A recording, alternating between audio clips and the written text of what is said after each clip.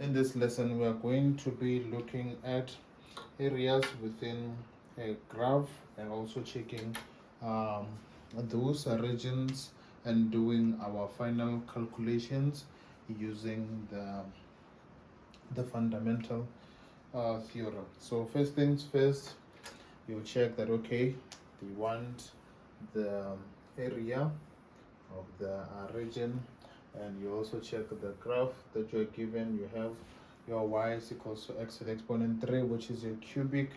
Then the second that you have to check is to check your x-axis, because that's strictly where you're going to be working. So you interpret this as if now they give you your restriction that you're supposed to be working between -2 to 1. So meaning you can only take in between the values that are in between -2, starting from -2 to 1. So also you'll decide on the type of um, spacings that you would want. You can also work with the spacing of 0.5 just to make the graph a little bit longer. And normally, remember, I taught on your parent functions or your graphs. So if you have a graph like this, you already know a shape. And I will also I recommend that you go and watch one of the videos that I made that teaches you how to be able to draw all the graphs in calculus. So I will add a screen and at the end of this video so that you can be able to click on that screen, and then it will automatically take you to the video where I was talking about these types of graph. So with this type of graph, you know it's a cubic one that we had in our high school or college. It's a graph that normally looks something like this. So since you already have this shape in mind, it means that now you know somewhere here is going to be having that -2, and somewhere here you're going to be having that 1. But now let's just say you don't know how the shape of that graph looks like, or you have forgotten. Still, it's easy. What can you use? You can use a simple method, which is your table. You have your x, you have your y, and you will say, okay, I have my -2, my -1.5, -1, 0, 0.5, then I have 1. Oh yeah, remember it's from -2 to 1. So here I was just using a difference of 0.5 in between. So that was mainly what I was referring to when I was just saying you can leave out that spacing of 0.5 in between all of this. So you know, if I have -2 and I input -2 into this function, what value am I gonna get? You're gonna get your -8, then your -1.5. Let me start it properly. Your -3, your minus 1.5. It's going to give you -3.4. Then your -1, it gives you -1. Then your 0 gives you -0.13. Then your 0.5, this gives you your 0.13. Then your 1 gives you 1. Then now we go and try and draw that graph. Say okay, we have this here. We'll say okay, we have -0.5. Then here we have -1, -1.5.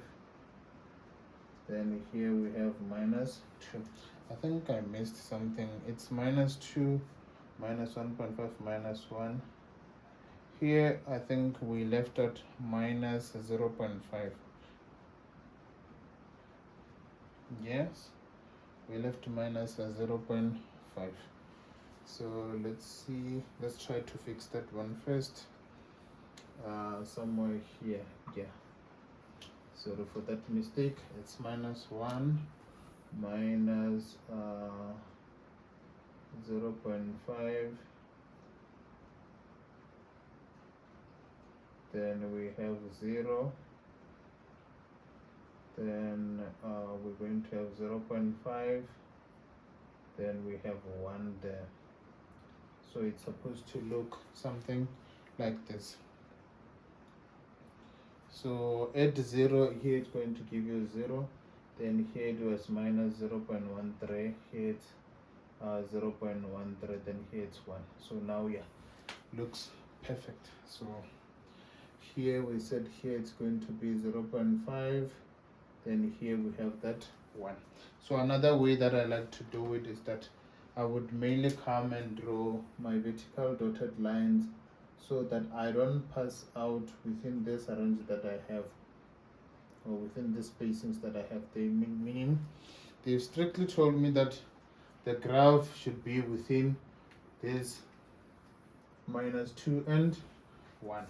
So now I have to go and say, okay, here I can just say, since I'm seeing -8, I can use the spacing of 2, 4, 6.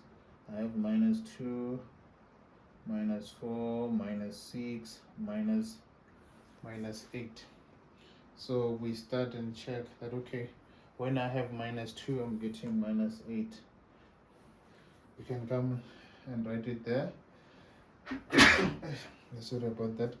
Then when I have -5, I get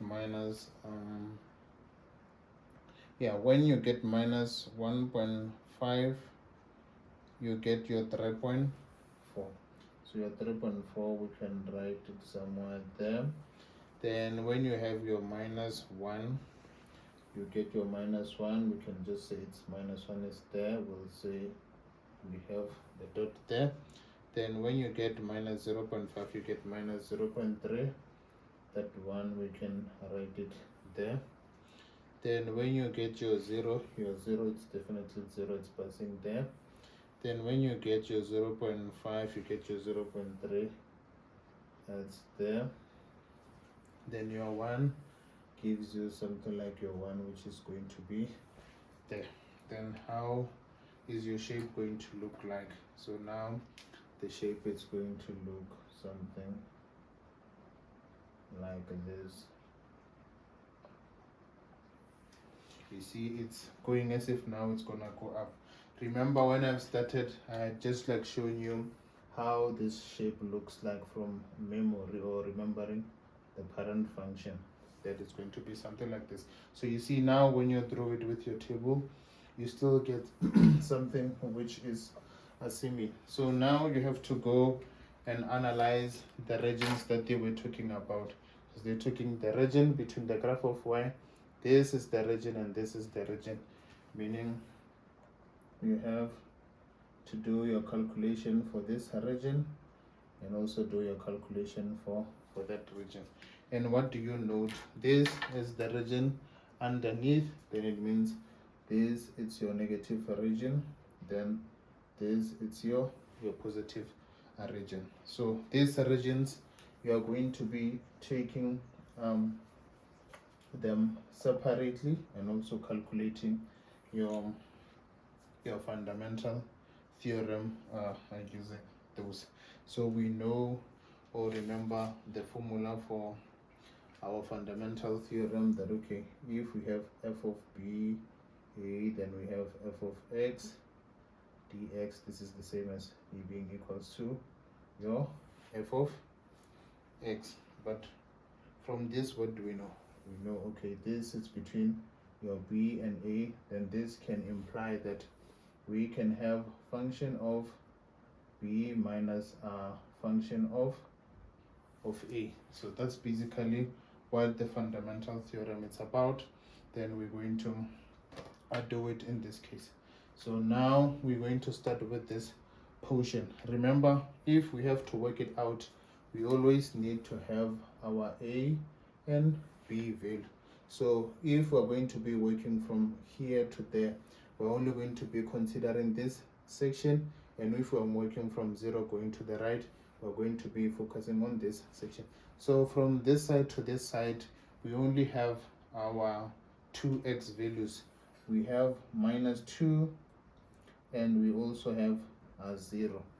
Then on our right hand side, what do we have? We have 0 and we have 1. Then now you have to determine which one is going to be A or B on either side. So on the left hand side, we'll say, okay, which one is going to be a B, then which one is going to be A. This will definitely be B because it's a bigger number. Then this one will be a A. Then on the right, you will say which one is going to be big. This one is a big number and it will be B. Then this one would be your A. So how do we get that into writing? So we're going to say we have what? We're going to say the area that we're supposed to calculate. We will do it like this. We'll say, first of all, we have this negative region, which is the one on the left. You write your negative, okay. You have your negative, then you'll have an integral that is between your 0 and minus 2. Then what did they give you the function? Your function, it's your x to the exponent 3 dx plus because I'm going to this region this side or area this side, because here we're working with two areas. We have area for this region and area for that region, and each and every area, it has its own B and A value. Hence that's why I see I've drawn this line in between. I was just determining these two on this right hand side, and on the left hand side we also have this 2, which is your -2 and your 0. We only check your values that are within the x-axis. So here, since it's on the positive side, it means now that's why I'm adding, and this side I'm subtracting. So now we're going to say we're having an integral that is between what? You check the x values, you have your 0 and 1, and you ask yourself which one is big between 0 and 1. Then the bigger one will be your 1, which is your B. Then the smaller one is going to be your A, which is going to be your 0. Then you know that you still have your x to the exponent 3 dx. You see? So now the step that comes is that you are supposed to work out the antiderivative of your x to the exponent 3, which is this one. Then if you have your x to the exponent 3, you know you can use the power rule in order to solve this one. So what does the power rule say? It says if you have an integral of x to the exponent n dx, this is the same as having your 1 over n plus 1 multiplied by your x to the exponent n plus 1. So this is one rule. I would assume that by this time that you are familiar with it, or you can just like check it within your course material. So if we have our x to the exponent 3 and we have to use this power rule, what are we going to have? We're having x to the exponent 3. It means we're going to have 1 over, remember 3, it's our n value. This can be written as our x to the exponent n, but in this instance we have x to the exponent 3, hence that is our n. So it means here we're going to say we have 3 plus 1. This would be your x to the exponent 3 plus 1. So you simplify this one, you say you have 1 over 4 multiplied by your x to the exponent 4. Then you can even write it further that you have what? Your x to the exponent 4 over 4. Then how is that going to look like? So since I don't have enough space, I'm just gonna erase this part and I write this answer using our x to the exponent 4. Remember, I can even write it at the top to remind you that okay, we had x to the exponent 3, then in this case this was is between 1 and -2. We are referencing from the original. This is the same as having your x to the exponent 4 over 4, so that we can do those calculations properly. So now we're going to be focusing at each and every side separately. We're going to be finding the region using this formula that we have here. So now we're going to say we're going to say we deducted the function of b from a step by step. So we're going to say we still have this negative that you see this side, then we will have what? We will have this minus, remember it's b and a. It's b and a, then we will have it's your 0 cubed, not cubed. Let me not do it like this because I'm also confusing myself because we are not supposed to use this one, we're supposed to use this one here. So basically what we are having, I'm just going to write it in a way that you guys will be able to remember. Remember that we've solved this one.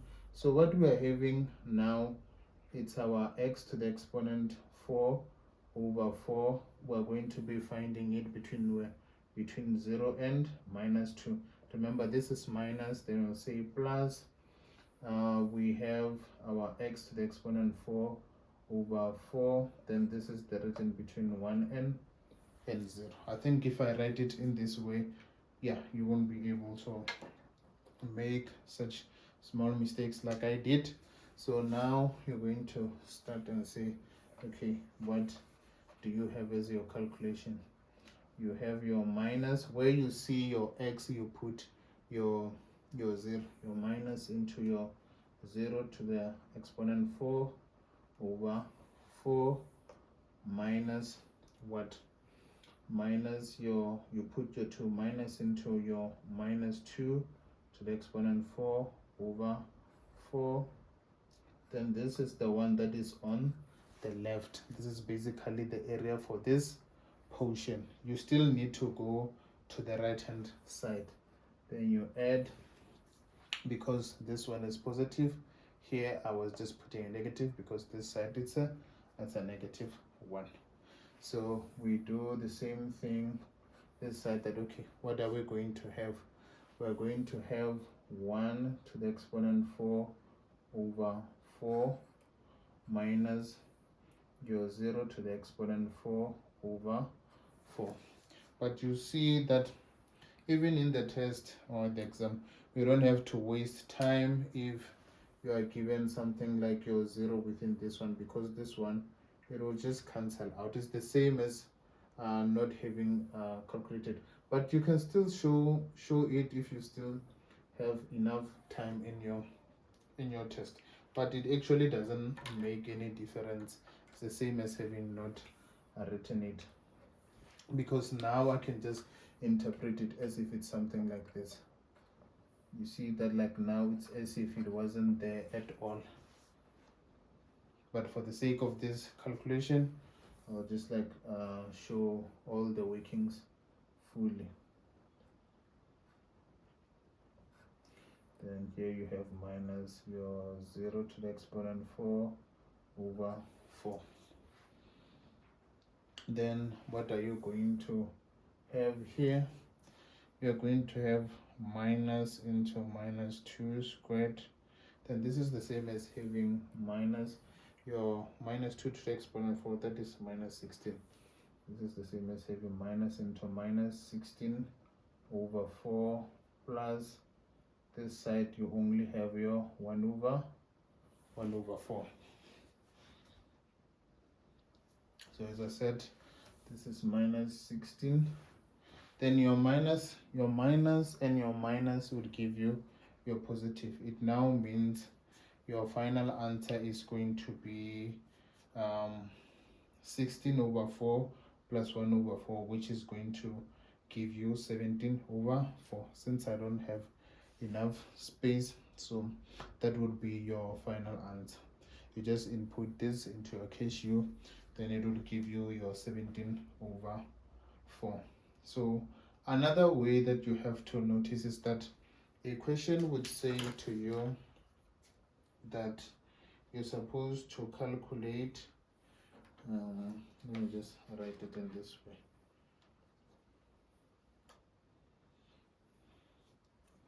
They can just give you a question and say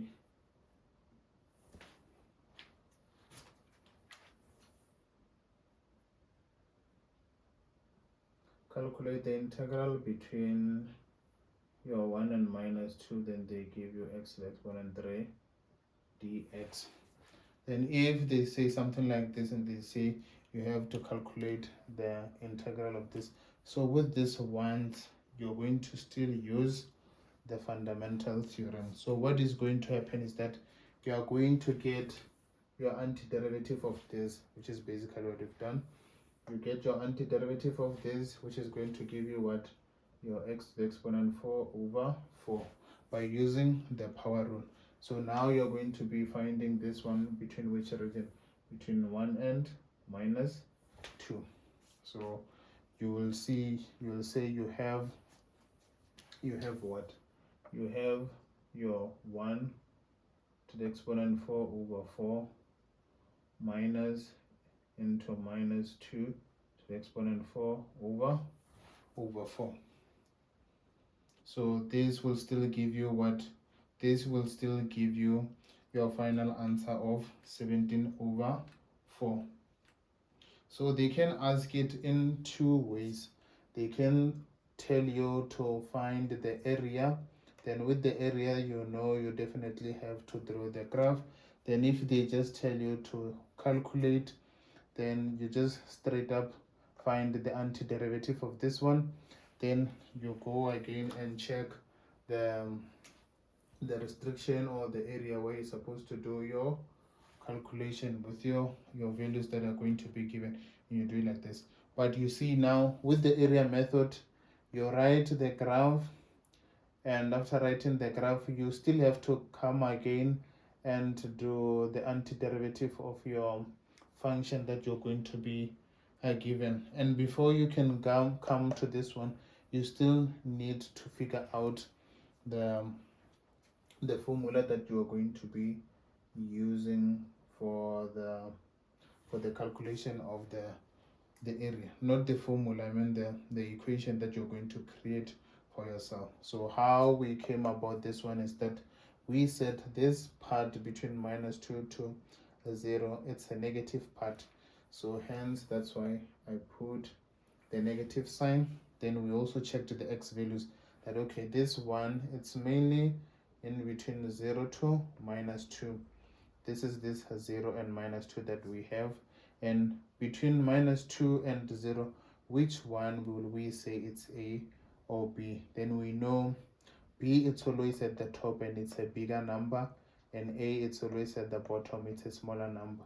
So meaning we're going to take minus 2, put it this side, then 0 that side. So now since our graph consists of two parts, we have this region and also this region. We are done with that region. Then we add, I'm adding because this side is positive, but we are now working from 0 to 1. Then we still ask ourselves which one will be B and which one will be A. So since 1, it's a bigger one, it's a bigger number, we're going to write it as B, and 0, it's a smaller number, we're going to write it as A. So after doing this step, the second step that is going to come, you'll find the antiderivative of this one using your power rule. You are going to get your x to the exponent 4 over 4. Then now after doing this, you come to this step where you just basically show that you're going to be calculating the difference between your 0 and that minus 2, which is basically what we did in this step. Then you get to your 17.5. So this one, it's always the cleanest, because this one, I think you have to do extra, but I think it will just award you more marks.